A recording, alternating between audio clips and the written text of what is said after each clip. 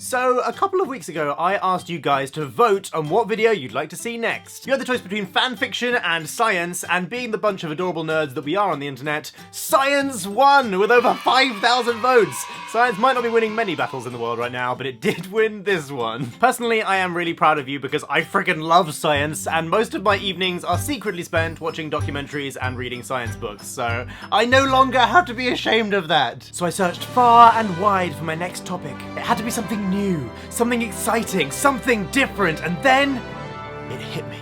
Ah.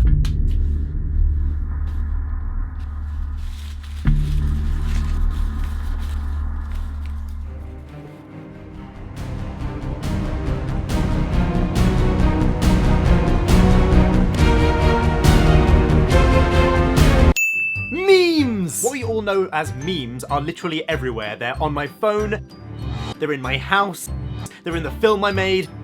Pepe the Frog meme even got involved in the 2016 presidential election.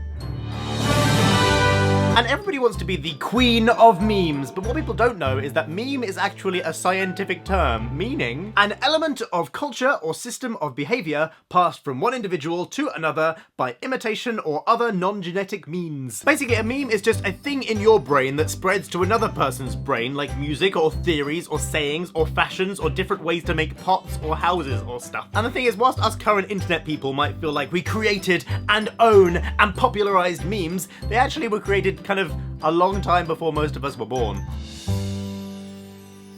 Meme is a word created by Richard Dawkins in 1976 in his book called The Selfish Gene, and meme is actually based on the word gene because both memes and genes are things that reproduce themselves. Genes are things that reproduce themselves by moving from body to body in sperms and eggs. Let's not get into that right now. And memes reproduce in the meme pool by leaping from body to body by using the brain of the human being that they exist in to spread themselves. Personally, the word meme pool is just the most ridiculously hilarious thing I've ever heard of, like just Grumpy Cat and Pepe the Frog getting steamy in a jacuzzi.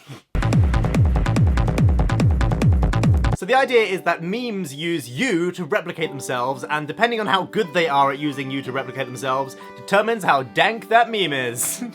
I do not suit saying anything like that. Take, for example, the Obama and Biden meme. This meme replicates itself because it's funny and relatable, and you guys want to share it. Replicate that meme. And it's gonna be relevant for at least 4 years whilst Trumpy McTrumpface is in the White House. And incidentally, Boaty McBoatface, that's another meme. So imagine a scenario where female Luke and male Luke decide to start humping each other. In that situation, they are passing on their genes. But if female Luke and male Luke, or anyone actually, you don't require genitals to enjoy a good meme, decided to scroll through each other's Tumblrs, then they're passing on their memes, which, in my opinion, is a far more exciting way to spend an evening. So memes are a structure in your DNA, and genes are a structure in your brain, because that's how brains remember things. In simple terms, every time your brain, up here, not here, stores a piece of information, stores a memory, it creates a structure of brain cells to store that information in. Kind of like a computer with zeros and ones, but also not. Therefore, if you pass something from your brain to somebody else's brain,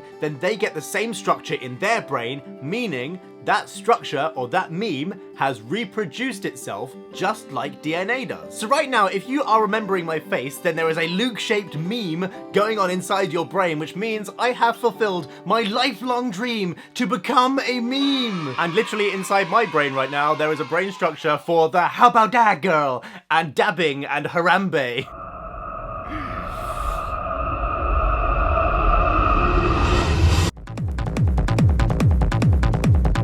Harambe lives on inside us all. So while things like planking and Grumpy Cat are technically memes, the real 1976 definition of memes is just a piece of information that transports between people. So in the 70s, a meme would have looked a bit more like, so if you squeeze the top and then just pull it down, then you open it without messing up the banana. Cool banana peeling meme. Or anything that you learned at school was a meme.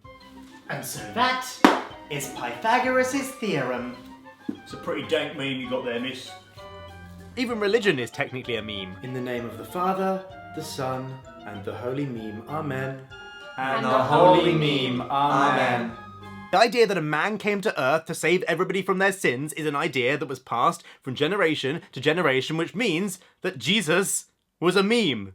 pretty successful meme. Jesus is a pretty dank meme. So the next time somebody asks you if you've seen any good memes lately, why not show them the recipe for stew that your mum taught you, or a new way of playing golf, or just the picture of Harambe that you have on the back of your toilet door. That's also fine. And remember, you've been spreading memes for your entire life, before you even knew they existed. So well done. You are, and you will always be, the meme queen.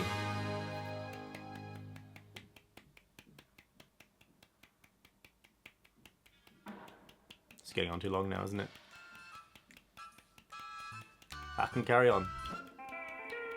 Just like last time, I'd like to give you an option for what video you'd like to see next, because I like giving you an opportunity to rule my life, you dictator. If you'd like to see a video about all the embarrassing things that I believe were true when I was a child, then click here. Dun, dun, dun. And if you would like to hear about that one time I accidentally did loads of drugs, click here. It's not as bad as it sounds, I swear. Okay, if you enjoyed the video, please give it a big thumbs up, subscribe to my channel, and click one of the options. Dun dun dun dun dun dun dun dun dun dun dun dun dun.